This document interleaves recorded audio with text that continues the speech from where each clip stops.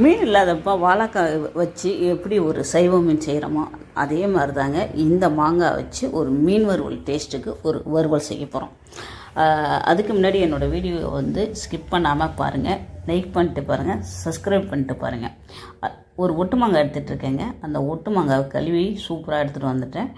அதை ரவுண்ட் ஷேப்பில் நம்ம கட் பண்ணிக்கலாம். சேம் மீன் மாதிரியே தான். தோல் மட்டும் நம்ம தேவையில்லை. நான் நடுவில் இருக்கிற அந்த சதப்பகுதியை ஒரு 2 பீஸ் இந்த பக்கமும் அந்த பக்கமும் எடுத்துக்கிட்டேன். நான் ஒரு 3 இது எனக்கு தேவையான அளவுக்கு நான் எடுத்துக்கிட்டேன். உங்களுக்கு என்ன மாங்காய் இருக்கோ அதை ரவுண்ட் ஷேப்பில் மட்டும் கட் பண்ணிக்கோங்க. நடுவில் ஓட்டையெல்லாம் போடணுங்கிற அவசியம்லாம் கிடையாது. இப்படியே ரவுண்ட் ஷேப்லேயே நம்ம கட் பண்ணிக்கலாம்.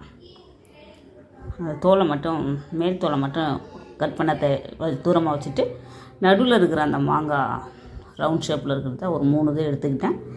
இதுக்கு தேவையான மசாலா என்னென்னு பார்த்தீங்கன்னா 1 ஸ்பூன் தனி மல்லித்தூள், 1 ஸ்பூன் தனி மிளகாய்த்தூள், 1/4 ஸ்பூன் மஞ்சத்தூள், இஞ்சி பூண்டு பேஸ்ட்டு, தேவையான அளவுக்கு உப்பு, கார்ன்ஃப்ளவர் மாவு போட்டுட்ருக்கேன். உங்களுக்கு தேவையான அரிசி மாவு கூட போட்டுக்கோங்க.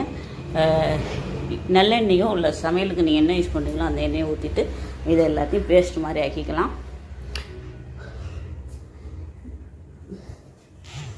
அவ்வளோதாங்க. நம்ம கட் பண்ணி வச்சுருங்க அந்த மாங்காவை அப்படியே தூக்கி போட்டு எல்லா இடத்துலையுமே மசாலா தண்டை வரைக்கும் தடவி வச்சுட்டு ஒரு 5 நிமிஷம் இருந்தால் போதும், ஊறினா போதும். ஊறினதுக்கு அப்புறம் நம்ம எண்ணெய் சட்டிலையோ இல்லை தோசை தவாலையோ வறுத்தெடுத்துலாம். நான் தோசை தவா தான் போட்டிருக்கேன். அதில் தேவையான அளவுக்கு எண்ணெய் ஊற்றிக்கலாம்.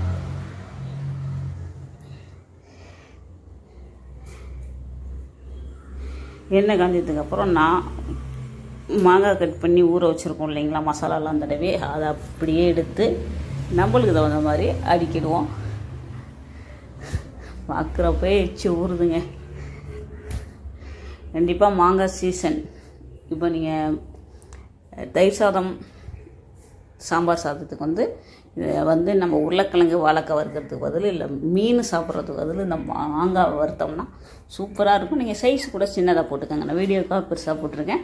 நீங்கள் சின்னதாக போட்டு வறுத்து எடுத்துக்கோங்க. அது மேலேயே ஒரு 1/2 ஸ்பூன் எண்ணெய் ஊற்றிட்டு ஒரு மூடி போட்டு ஒரு 5 நிமிஷம் இருந்தால் போதுங்க. சிம்மிலேயே மூடிடுறேன். அப்படியே பரட்டி போட்டுட்டு அந்த எண்ணெய் ஊற்றிட்டு அதுக்கப்புறம் பரட்டிட்டு ஒரு மூடி போட்டுக்குவேன்.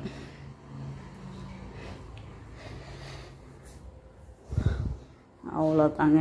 அதை அப்படியே எடுத்துட்டு மறுவா இன்னொரு தடவையும் பரட்டி போட்டுட்டு அது மேலேயே ஒரு 1/2 ஸ்பூன் வழக்கமாக எண்ணெய் ஊற்றிட்டு அப்புறம் ஒரு மூடி போட்டுக்க வேண்டிய. இப்படி பரட்டினதுக்கு அப்புறம் நம்ம ஒரு மூடி போட்டு மூடிட்டு ஃபைனலாக எடுத்து சேவ் பண்ண வேண்டியதாங்க.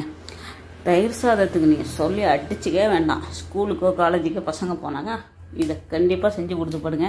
உங்களுக்கு சூப்பராக பிடிக்குதுமாங்க. இதுதான் செய்வாங்க. அப்படியே வச்சோடனே அப்படியே எச்சு ஒரு அளவுக்கு இருக்கும். கண்டிப்பாக இந்த வீடியோ உங்களுக்கு பிடிச்சிருக்கும். இதே மாதிரியே ட்ரை பண்ணி பாருங்கள். இன்னொரு வீடியோவில் பார்க்கலாங்க. மறக்காமல் சப்ஸ்கிரைப் பண்ணுங்கள். நன்றி.